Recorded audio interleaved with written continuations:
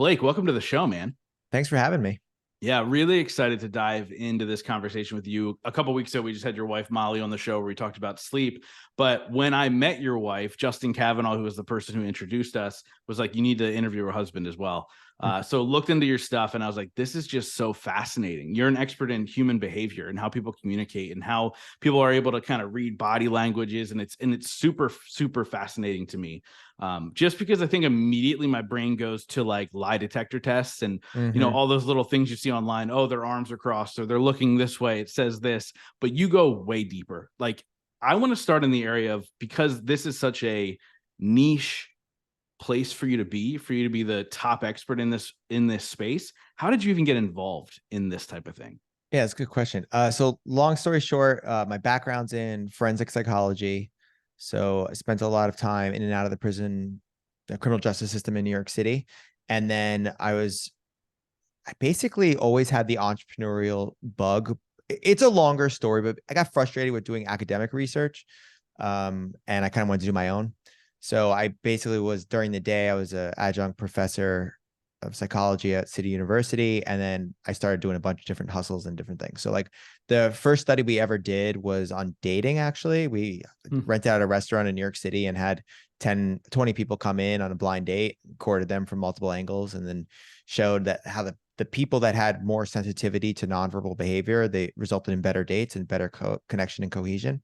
And then at that time, I was teaching psychology at CUNY, but I was making money playing poker. So I was a professional poker player at that point and started a company called School of Cards, which was the first brick-and-mortar poker school in the country. And then I started the Nonverbal Group. And I'm most known in poker for a project called Beyond Tells, which is the largest behavioral study ever conducted on poker players. So I help the world's best poker players read the behavior of the other best poker players and have navigated that space. And then I created a course called Body Language.Explain in New York City that went kind of viral on Groupon and Living Social. And then every night I was just teaching this to people in the audience. And the truth is, like, there is no path to expert. So like a lot of people were like, hey, like, what's your background? Like blah, blah, blah, blah. And the entrepreneurial way of just getting your hands dirty and getting involved in things has been the best thing for me, in the sense that it's allowed me to study behavior in the way that I want without constraints. So while we do a lot of like academic, we have a pretty rigorous approach towards research. I'm not like spending my time going out and looking for grants. I'm not trying to play the game within an academic sphere of trying to get tenure or so it's both harder and easier, but that's kind of how it started. That was like the origin story. No, it's fascinating. And it's really a collection of things you're interested in that fell in line. And now that's what you do full time as an entrepreneur. And I think, it's so funny. People ask me all the time, like, what do you do? Right. And I go, well, I'm your typical 2023 entrepreneur. I have a podcast, I'm a speaker, I have a mastermind, I have all those things, right? There's always this list of stuff, but it's all stuff that I'm passionate about, that I feel falls in line with my purpose. And so I want to go back to the poker playing, right? Obviously that's fascinating. Number one, to be able to be a full-time poker player, that's incredible. Like I can't win down the street with my buddies, right? When we all pay $25 to play around, let alone to go play at such a high level. How much of poker is reading other people?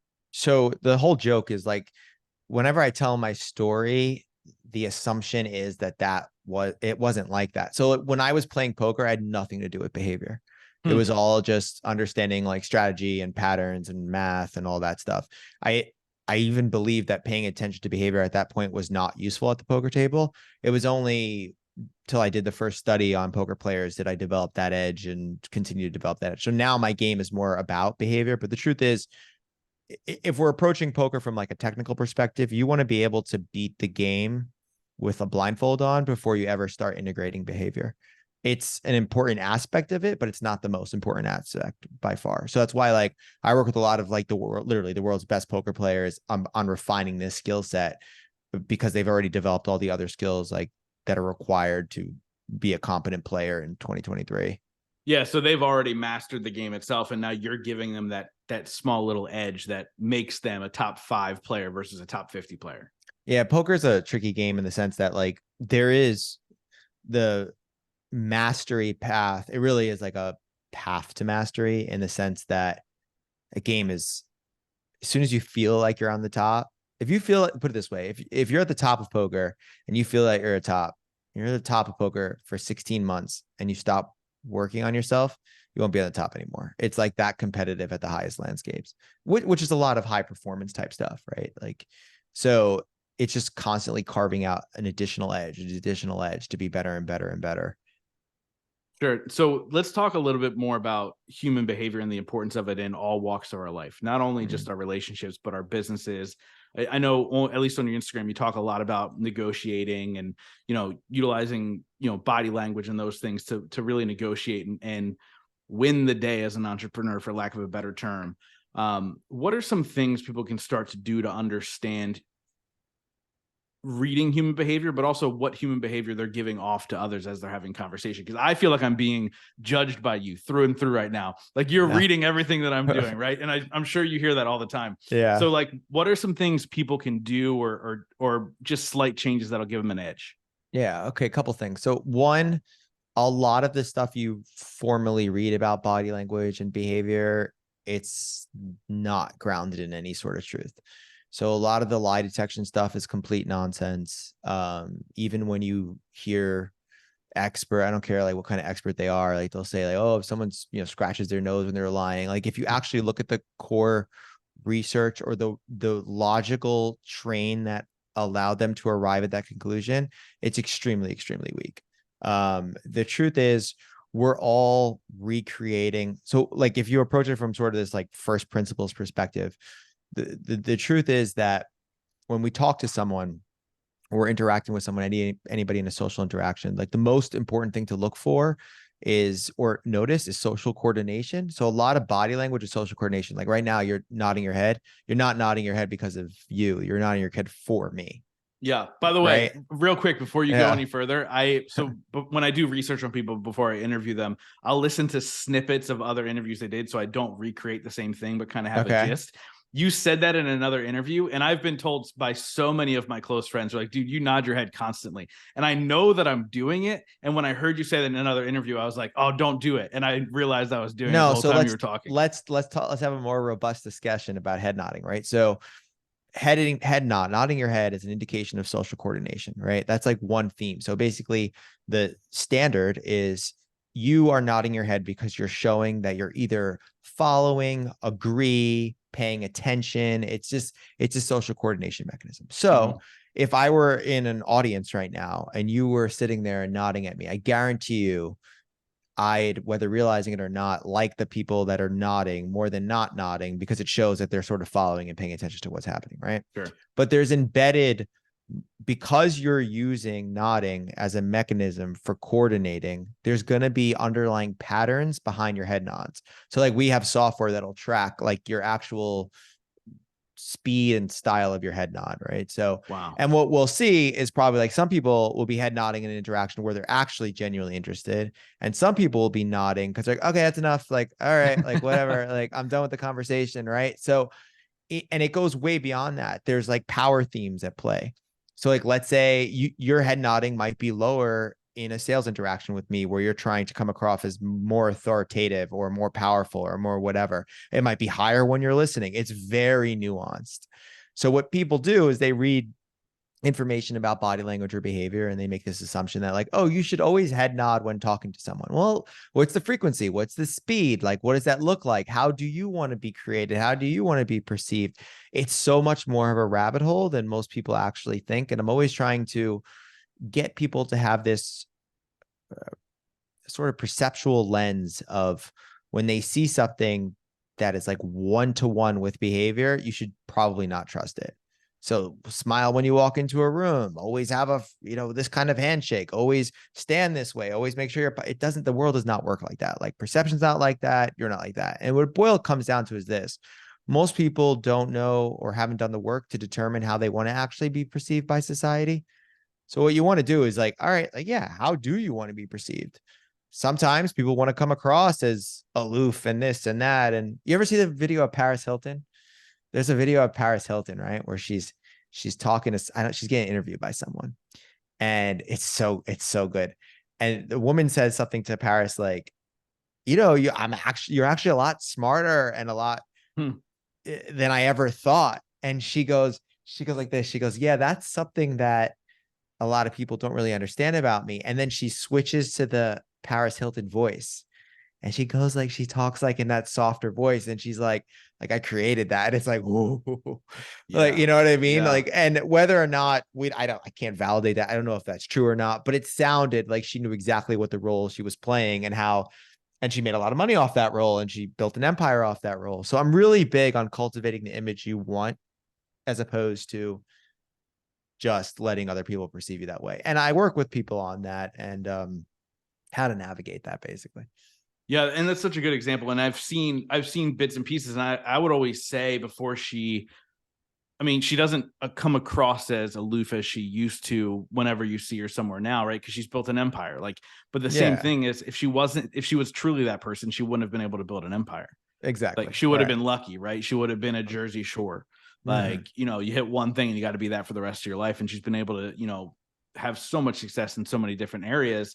So like, why? And I don't know if you'll know the answer to this, but why would somebody play the aloof role if they're looking to dominate, right? Like she's such I a mean, needle in the haystack, but playing the game. So like if I wanted to, I could put a video, have all our facial analysis stuff behind it, and say like 3 body language tips. Number 1, number 2, and it would go, I would crush it. I get a lot of followers, but it's against what I want to be for my legacy and the impact that I want to make on others. Right. So sometimes people play a role or they adapt a persona or a personality. I mean, comedians are like this. Sometimes comedians on stage are nothing like that when you talk to them because they're cultivating a role.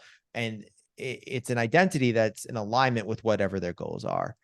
Most people are not going to do that. Most people are going to just not really critically think about this area of their life and just go through like, oh, this is the way that I am. And the truth is this, like social interactions, probably bar none, one of the most important things, longevity, business, happiness. Like there's so many studies on how there's one study that like compared it was I forgot which researcher said it, but somebody was like, I'd rather, like, based on this research, I'd rather have my kids smoke cigarettes than be socially isolated because it's that much worse in terms of of what we know about longevity. I don't remember exactly what wow. it was though, but it has a major impact, right?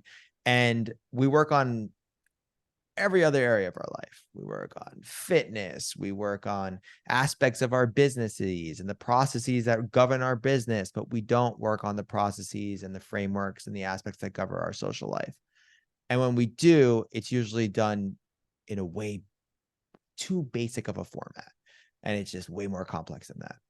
Yeah. So obviously there's so many things we can take from this, right? And you're talking about multiple camera angles to understand what the face is doing, how you're nodding your head. I'm sure Mm-hmm. your eyebrows, your mouth, how that's moving, all those things. How can somebody as a person, not as a computer, walk into a situation and understand the body language, right? Like people ask me all the time, like, how did you cultivate the relationships that you have? Because I have high level relationships with really, really good people, not just successful people, but like really, really good human beings. They're like, how do you filter those people? I go, I don't know. It's just kind of natural. Now I imagine I'm reading something and don't realize it. But it's kind of innate to go, okay, I'm just reading people. But what can people look for? Again, not as a computer and multiple camera angles, but really begin to pay attention while building relationships, whether that be in business or personally. I mean, the first thing, so everybody wants to jump to like, oh, someone smile and someone this, someone that. The truth is, you first have to tackle your own perspective and how you're viewing social interaction. So if you get somebody that's anxious in social interactions, they're not going to be able to see reality. So there's like the reality of what's going on, which is the raw movement of facial displays and just raw movement. And then there's what you make it mean. So if you walk into a room and you feel like everybody in that room is more important than you, and you feel like you're going to have a difficult time connecting with them, your lens gets skewed. And now when someone just looks away, you think, oh my God, they're not interesting. So that usually is the first step towards getting people to improve their ability to read behavior. Is not about noticing anything else but your own filters that come up in various dynamics. Yeah. So and that's why it's so much more of a deeper process, because everybody has a unique way of the meaning that they're making out of things. but there are trends and there's themes. So I know, for example, if you're somebody that doesn't socially coordinate, you're going to have problems. So I know if you're the kind of person that doesn't nod your head in social interactions, that's like a red flag. It's because the other person is going to perceive you as not paying attention or not listening. So if it was like no head nodding, if I had binaries, no head nodding at all, or you head nod too much, I'd rather have head nod too much because, right. But there's all these other different ways of coordinating. You can follow up questions, smirks, raising brow. Like there's all these different indications, but the social coordination piece is so important. It's what a lot of people really struggle with. And the people that are faking social coordination, that's what you really read behavior. So everybody thinks that like when you walk into a room, so a bunch of like, let's say you walk in, there's like 8 people there. They feel comfortable in their own skin. They're talking to each other. They just feel good. Having a conversation. They've friends. They've known each other for life. There's not that much to see. When somebody's really just like present and aware, what are you going to see? You can see behavior as an alignment with the way they want. What you do see is when people try to cover it up. So you do see when that 7th friend's a little bit uncomfortable or is a little bit annoyed by the 6th friend and won't say it to them. So when they make a joke, they laugh differently than everybody else. You see trends and patterns that are relative, but when people are just themselves, it's like, great. Like the whole joke is this. People think that I add skill sets. I do. I teach a lot of like high level skills, but the first trick to adding skill sets is to remove. So like I'm stripping down people to their most comfortable self and then adding skill sets on top of that, not the other way around. Yeah. And that's such an important thing right now, especially in the entrepreneur space where people are faking it through and Yeah. through. Everything about themselves, how they present themselves, you know, what they're claiming is true versus not true. Like all of those things are so apparent in the entrepreneur space. And to be able to read that when you walk into a room is pretty important. Yeah. And, you know, like being being an experienced entrepreneur. I'm not going to say that I'm not the best entrepreneur. I'm not the worst entrepreneur, but I've been through it. Right. So I've had the IRS. I've owed the IRS tons of money because I didn't file. I've made all the mistakes. I've been through the war of entrepreneurs. And you can just see certain themes and patterns. Like, so some of the younger folks like coming up, like 24, 25 is like, I've been there, buddy. Like I've been there. I know it.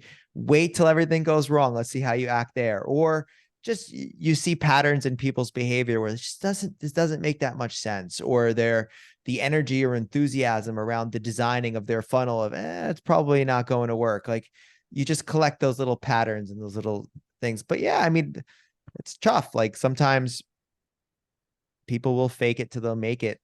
Listen, it's okay to fake it till you make it if you can deliver. That's how I feel. I've always felt that way. Yeah. So somebody can get on a call with me. I had a call recently with someone. I was talking about this Google AdSense thing and AdWords. And I was like, listen, can you show me some case studies? And he got a little bit weird on the call. And I said, listen, just be real with me.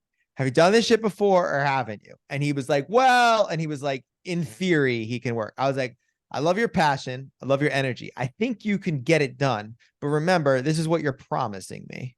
Like, so let's get very clear on what the promise is. And if you make that, great. But if you don't, but don't charge me like this is your 10th customer, because it's clearly not, right?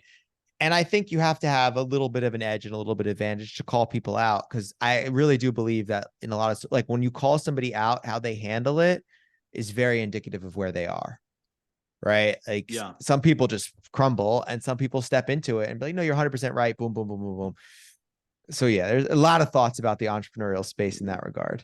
Yeah. And it's such a fascinating thing. And I would prefer, like you're saying, I'd prefer somebody say to me, no, but I can find out how, or, hey, I know somebody who can help me through the process. Then, oh yeah, I got it. And you could tell they're just BSing their way. And also the whole fake it till you make it thing. I don't mind that saying. I don't mind people approaching things that way. Actually, Andy, do you know who Andy Frisella is? Andy. Yeah, the Jack guy, right? Yeah, the Jack guy. I like him a lot. Yeah. So I saw this clip. The men's thing, right? He does Arate or something. Yeah. He does Arate with Ed Milet, and he owns a massive supplement company and all those things. I saw this video of he's a previous guest on the show, but I saw this video of him, and he was talking about the whole faking it till you make it. Like, it's almost a mindset shift. He's like, if you think about it, sleep is the best example of faking it till you make it. Like, you have to pretend to be asleep before you actually fall asleep. And I was That's like, cool. that Yeah. is the greatest like I like visualization of that. faking it till you make it, because your actions will then take you there, right? Like it's such a fascinating thing. This has nothing to do with your topic, but it No, kicked but up into my head. it's a really good point. It's like, I always say this about imposter syndrome, right? Like that comes up a lot in entrepreneurial circles, like imposter syndrome. And I feel like an imposter. 50% of people, it's so funny because some people are just actually imposters. It's not a syndrome.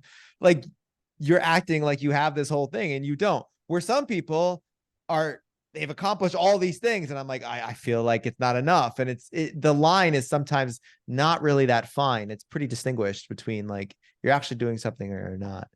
Yeah. And really what you're talking about is building your character as a Yeah. human being, and then being able to walk into a room being proud of who you are, right? Like, is that really what you essentially would walk somebody through if they were to hire you, all that stuff? A lot. Yeah. So first you're I mean, I do with a lot of executives, a lot of business people, this thing called behavioral leadership, where it's like many different styles of leadership. How do you want to come across? So if you want to come across as the kind of owner who, and I do this exercise where I have them imagine their funeral and they close their eyes and they say like, if you were to die today and you had a funeral, what would people be saying about you? So some people say like, oh, I want them to say he was the nicest, most supportive, most honest boss in my entire life. So then if that's what they want, you could see in a meeting how they're reflecting that behavior or not. It's just congruency with whatever you wanted to create. Yeah. So like, that's why like, it would be like, I'm big about social interactions. I'm big about communication. I'm big about like not necessarily being a dickhead in public, right? Like that's kind of, I treat people with a certain level of respect and all that stuff. So if all of a sudden I walk in the elevator, I walk in an airport and you're like, Blake, and I'm like, oh, what's up, man? And I just walk away, it would be completely incongruent. Right. So the shift is to be able to understand like how you want to be perceived and then live a life that reflects that. And that's not easy. That's not easy at all, but that's the basis of integrity. And that's what I think it believes to be a good human being. I like the people that are like, no, I'm a tough ass boss. I'm hard on people, but they'll thank me in the end. I'm like, all right, great. Cause you are a little bit of a dick and you're a little bit of an asshole in this meeting. But if you've told them that, they can make the decision of whether or not they want to work with you or not. Right. Yeah. Alignment's really critical. Yeah, I love that. So my wife and I are watching that show Suits. I don't know if you've seen it at all. Everybody keeps bringing this damn show up. Is it good? It's really good. And I'm Yeah. not a huge like show watcher. I've maybe watched every episode of 3 shows my whole entire life. Like going back What to like shows? What shows? so I gotta know. the Cosby Show didn't age well, but I've seen every episode. Entourage. Okay, classic. Entourage is great. I was that early 20s when it came out. I was like, this was speaking to me. And House.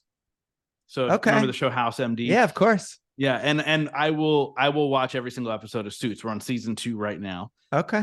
It's fascinating, and it's really like the law firm that they work for is like the most prestigious law firm, but it's also the hardest law firm. But they tell you that up front. Yeah. And then when people complain, they go, "Well, you want to work for the best, or you want to go, or you want life to be easy, right?" And to kind of have that, like you said, that integrity in your life will change every social interaction you have, I imagine. Oh yeah. I mean, it gives you a place to stand, a place to come from. So like, listen, if one of my principles is you can't measure the ROI of a social interaction. Like you don't know, I have all these examples in my life, like just weird things, like sitting in a plane next to this woman and I'm grading psych papers for my students. And I turned and she looks over at the papers and I'm like, oh yeah, I'm grading my students. I'm flying back. And I'm like, what do you do? And she's like, oh, I work for IBM, but my daughter is about to enter into a psych program. And I was like, oh, and I have like a 45-minute thing with her and like I have a 30-minute discussion with her daughter and just do all this stuff for her. And later that directly turns into like 6 years later, that discussion translated to like 300K. Wow. I wasn't looking for $300,000. I wasn't looking for it. It was just like, yeah, let me be a decent person right now. And we're so interconnected still with the internet and all that stuff. Fine. But like, as people, as you form relationships, as you help others out, you're a decent person. And I'll be honest, a lot of people who maybe some of you listening to this right now, like if we were to ask you, where you are on this distribution of let's just say I'm a decent person or I have these values. If we were to take a camera and follow you throughout your entire life, does your life reflect those values like 90% of the time? That's the real answer. That's like the real test. Yeah. So it's funny, and I'm thinking about some mutual friends we have, like Cav, right? He will tell you he's an asshole, and he is an asshole. Yeah, yeah. Like He's very just straight.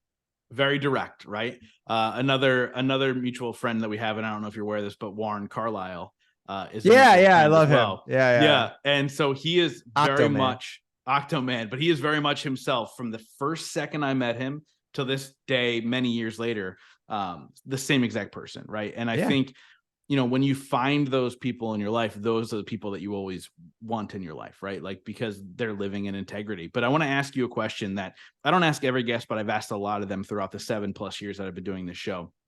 And I want to ask you because it's similar to the question that you ask your clients. So the question is, at the end of your life, all this that you've created, all the research, all the studies, all the things, it's disappeared. And at the end of your life, you're only remembered for one sentence. What would that sentence be? Really good question. Only remembered for one sentence. Oh, that's a great question.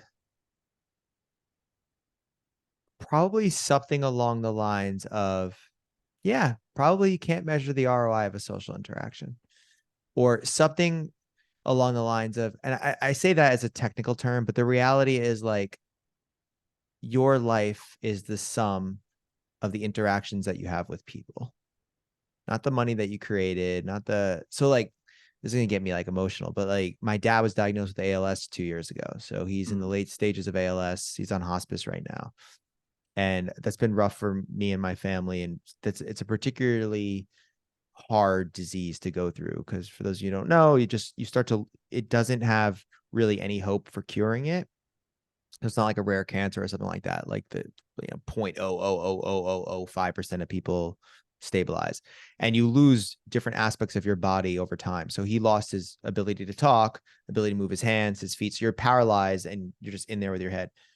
And his job through this event for him, his old job that he was there for like 20 years, and it was so wild, is like all the people that he had talked about growing up as a kid were there. And it's like they were hugging him. It was, and I was like, this is what life is. Like all those people at the end of the day came there to support him and to be there for him. And it's the relationships, like your money will come and go, all those things, but you cannot replace those things. And yeah, any way that you could have more of that, more of the, I don't want to say genuine human connection, just the time with people, and get value from that, and get value from the experience, and hopefully like help others. I think it's a worthwhile life. Yeah, no, that's a great answer. So first, sorry that you're going through that. Oh That's yeah. got to be tough. And I don't personally know anybody who's gone through that, but obviously I've seen how the disease can affect people and their families too, man. So, sending love and prayers to you and your family for Thank that. you. And it is so true, because I often think about those things of like, okay, at the end of my life, who's going to be there? If I died today, who would Yeah. mourn me, right? And that has nothing to do with the money. That has nothing to do with the success. That has nothing to do with any of that stuff.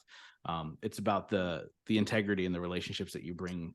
But also, like on that point, like there's a flip side to this argument too, right? Which is, we really don't matter. Like I believe in that too, right? So like there's just, especially in social interactions, like people will be like, oh, like this person said this and I'm afraid that they came across, like no one fucking cares about you. Like that's one of my big principles in life. It's like people really overestimate the amount that I care. Like I would hope so. If I died right now, if both of us died on this podcast, there'd probably be a bunch of nice posts and stories on Facebook, and like everybody would move on. Like that is the absolute hardcore truth. So when you look at these two like polarizations of like, no one really cares, life moves on, in the scope of the cosmos, we mean absolutely nothing. That gives you the freedom to live the life that you want to live. And then you counterbalance that with like, yeah, I want to leave an impact. So yeah, you don't have that much time. Nobody cares. So create the life you want to create. Like that's kind of how I view it. That's why it's like studying like physics or like theoretical physics. That's like the biggest contextual shift ever. Because you just see on the cosmos scale, like how little we actually do matter. Yeah. And the whole, like, nobody cares. That speaks perfectly to what your wife should talk about. Like when you wake up in the middle of the night, and you think about that thing you did 6 years ago and Yeah, you no one can't fall cares. back. Yeah. Nobody else is thinking that has ever thought of that for 6 years other than you, right? Like it's really that great example, which I love that approach as well. So, I want to ask you a question that I ask every single person on the show. It's a 2-part question. The first part is, what is your definition of success? The second part is, what are 3 things you do every single day to ensure that success for yourself? Great question. So my definition of success has definitely changed a lot over the years. And just to get to like the origin of it, I've coached so many different people, from like Fortune 100 CEOs to entrepreneurs and to everything else in between. And I believe success is when you reach what you wanted. I don't believe that success is so some people, there's a person out there like, uh, for example, like I never drove.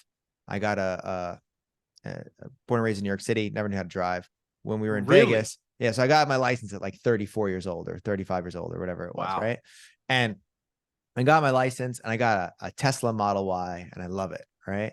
And I have my Tesla and I was like, I learned how to drive. I can drive this car. I'm successful in that. Like to me, it was something fun. I have friends with Ferraris and all these $1 million cars and all this stuff. Like, so to somebody randomly on the street, if they see me in a Tesla, to the homeless person, I'm infinitely successful when you look at it monetarily. To some of my friends, like, Blake, why? Like, what? It's a Tesla, bro. It's a Tesla, bro. Like, relax. Why are you so excited? I'm like, but I get to drive because I've never driven before.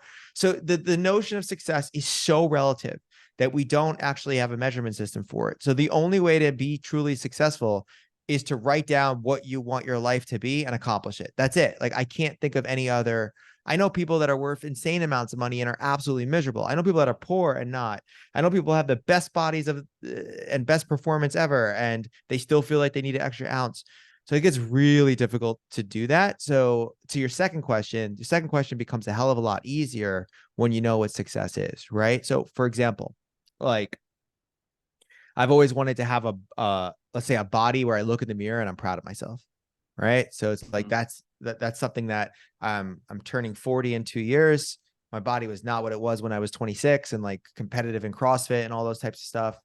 I've done a lot of stuff in life, but right now I want to look in the mirror and be like, oh, look at me. I look pretty damn good for a 40-year-old. Now I don't know how to I could define that with DEXA scan body fat percentage of 10% or whatever. I know when I'll hit it. It'll just be a sense of pride. So it's like, okay, that's pretty easy to create. Like, what do I got to do? So like right now I walk a minimum of 12,000 steps a day. I haven't broken it in like 95 days or something like that. So that's like a standard of mine. Like I'm never going below that. 2, I work out pretty much every single day, but the truth is 3 are real workouts. 3 are like really dedicated. The rest are like, meh, like just go down, do a little arm stuff. But 3, I'm pretty intentional and pretty hardcore on. And then the third one is I eat for performance. So this is something Molly and I both do. So just the foods we eat are very easy. I've struggled with like eating and overeating my whole life, and I've really got that dialed in over the past year in terms of like how that works. So I know that I don't know what the timeline is, and I could adjust this timeline. I could turn those 12 steps into 17K steps. I could do those 3 hard into 5. I could increase the amount of protein. I could adjust it, but I know that if I just take those actions, I'll get to my version of success. I think that's just like the easiest way. And I think the scariest thing for people is adopting somebody else's model of what successful is and trying to use it. And then you start doing it and you're like, why am I not happy? And I had a very rich person tell me this once. I asked a question. What did I ask him? This guy, Steve. I was like, what's it like being so rich? Or I asked something like that. And he said to me, he's like, listen, there will be moments where you're sitting there with like the scotch on some rooftop and you just accomplished something big. But the truth is most of your time is spent on the path. So make sure you enjoy the path. And that's kind of what my dad's disease taught me. It's like, listen, I've, chasing the carrot of like, I can't as soon as we, get a 100K month, and then a 200K month, and then a 500K month, and $1 million, like that's all great. But whatever you can do to enjoy the days and enjoy the experience and the ups and downs of entrepreneurism, of like Monday, literally on Friday, I felt on top of the world. And then Sunday morning, I was like questioning 40% of the top of the world. Like that's part of the process, right? But to enjoy it and to really embrace it and have fun and just, you actually live a better life. Yeah, no, dude, I'm so glad you said that. Obviously, this is a self-development podcast. I talk about that stuff all the time. Like I chased what was society's success for forever. Like I was like, once I get what society says as a white male American gets, then I'll be happy. And then I had my rock bottom moment, kind of had like a shaking of my life. And I was like, okay, cool. Now what was your really rock bottom? Those things. What was it? So my mom battled opioids for 20 years. Oh, sorry. It ended up taking her life 6 months before I launched this podcast. And I went on a 3-month bender where I was blackout drunk 6 nights a week. Like, don't remember getting home. Like, lucky I didn't kill people, like those types of things. And when I woke up from that, I had 2 realizations. One, I realized that my mom didn't die because she was an addict. She died because she didn't love herself. And the second one was I didn't love myself either. And so I doubled down on getting the things society said, because once I get that, then I'm happy. And I went and got all that: Inc. magazine, successful business, really cool friends, doing what I love, like all those things. And I woke up and I go, I hate myself more. And so I talk often about finding ways to love who you are in any moment, whether it's the rock bottom, whether it's the already success, and like I have those rich, wealthy friends too that have ridiculous, like I actually have a friend who's giving away a Ferrari in a contest right now, like his own Ferrari, like, and I was just like, oh, that's nuts. It's a $300,000 car or whatever. You're just giving it away. I drive an Audi, which is respectable for most of the world, but at the same time, like that's the car I've wanted. So I got it. Right. And then, I think it's however you define it. And that's why I asked that question. So I appreciate you being so real with that answer. I want to have a little bit of, sorry, go ahead. You're going to say something? No, yeah, it's just a good point. It's just like, yeah, the car thing is such I think it was Morgan, the guy that wrote Psychology of Money. There's one quote in that book that I love. It's like, wealth is not something you see, because whenever, like if you see somebody like, oh, they spent $500,000 on a car, so that actually makes them less wealthy, because it's like, right. So, and I always found that interesting. And it is so true. Like the richest people that I know, this is maybe not, the true wealthy, they're not doing that kind of stuff. They just aren't. Like they just, I asked somebody recently that too. I was like, with all his wealth, with all his whatever, like what's the one thing that you would not give up? Like, what is it? And he said his jet. And I said, why? And he says, because it allows me to have the experiences that I want to have. Like I get to go fly to Miami to see a friend and then fly to San Francisco. That's like the one thing. Everything else I don't need, but that's the one thing. I was like, well, that's nice. Like a private jet's the one thing you would give up. Not a bad thing. It's not a bad thing to have. You know what I mean? And it's so true. I actually just said this the other day to somebody. So I when I was 18, 19 years old, I sold Cutco knives, became a manager with the company, did all that stuff. So they're super expensive knives. And I would get like leads into these like quote unquote rich neighborhoods, the big houses, the nice cars, and they wouldn't buy anything because they were broke. And then I would like drive up to this dilapidated shack. And I was like, oh, great. They're not going to buy anything. And they'd buy the biggest thing because they had the money. Like their money was viewed differently than people who are quote unquote plastic rich, right? Living off credit cards and all that stuff. And so it's really, really fascinating. But I want to ask you this question. Obviously, as you dive deeper into technologies, reading human interactions and behavior and all those things, do you think we'll ever get to a place where we will have the technology to actually be able to detect lies, right? Like we have the lie detector test, but they don't hold up in court because they're not accurate. Yeah. Do you think we'll ever get there? That's a really good question. So this is the problem with lies. Lies are thought of conceptually as binaries, so that you're lying or you're not. But I don't think the human brain works like that. So I don't think we think in binaries. So for example, like I could tell you a story and about to say the name of somebody in the story, but know that that person would never want me to call them out on a podcast. So I switch the name. I lied. That's not really the person's name, but it's not real. Like you get it. It's not like a fake story. It's mapped to someone. So there's a lot of that comes up in human communication that is going to be difficult to actually account for. I do think with enough data on somebody, I think you could probably, with a pretty decent accuracy, determine if they're lying or not. But the whole notion of just like going around and finding liars or not liars, I think we're a long way from it. fMRIs, functional magnetic resonance imaging, which like basically sees inside your brain in real time, they're not even that accurate. Even if you applied all these modalities together, I think we need to have a more robust understanding of the brain before anything like that happens. I could see, put it this way, if I had 1,000 hours of video on you and I knew I had ground truth. So let's say I had 1,000 hours of video on you, on every single frame, it said lie, truth. It'd be easy to build a model for you to determine if but that's not how human behavior works. Like that's kind of, and a lot of the lie detection stuff is just it's so stupid.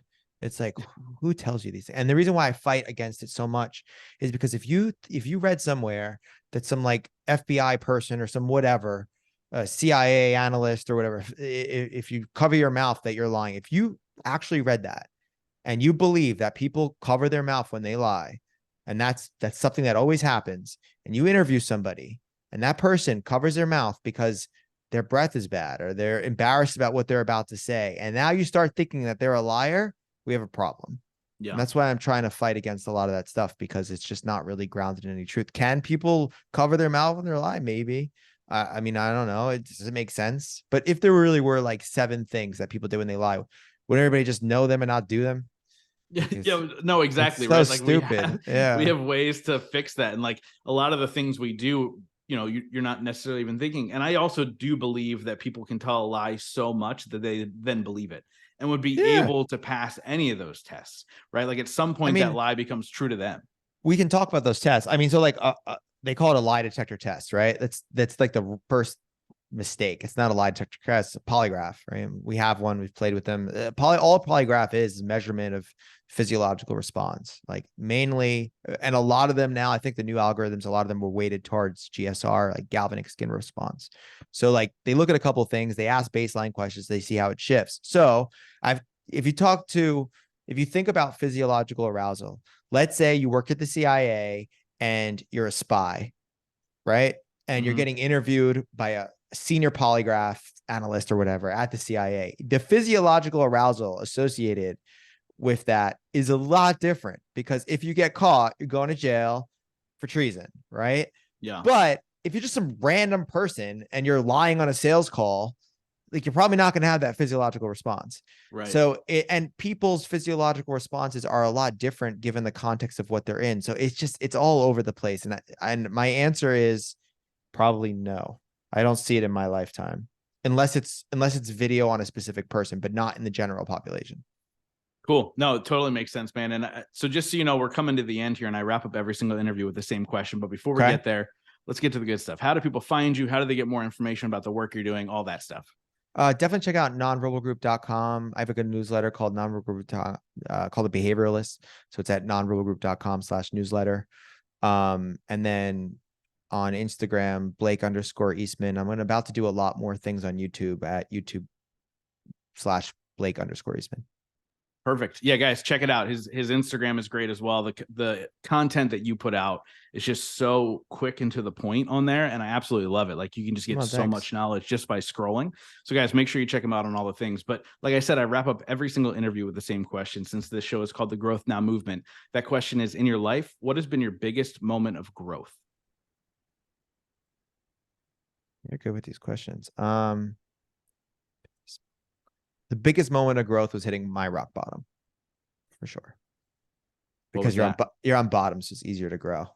Like I've had a lot of, I think just from an entrepreneurial rock bottom, it wasn't similar to yours, but it was like every credit card maxed out, every bank account overdrafted, like just really in a financial position that would make most people just lose it. That was like my, as probably the biggest moment of growth for me. And then also, there's something about momentum. There's been like sequences of a momentum in my life that have led to bigger growth. But yeah, there's something about just if you perceive something to be rock bottom, something cool about it. Like being on being on that floor. There's just something motivating about it Yeah, for man, this entrepreneurial type person. that underdog story, everybody wants it, right? So like if you can utilize that as your jumping off point to greatness, that's what defines so many people, right? Like what are your choices in that moment that can define your greatness? So I love that answer, dude. But Blake, this conversation has been absolutely amazing, dude. I love what you're doing in the world. Keep doing it, man. I'm sure we'll have you on in the future. I feel like we could have went in so many more directions. Oh but yeah, I would love to. yeah, this has been great, dude. Thank you. Have a good one, man.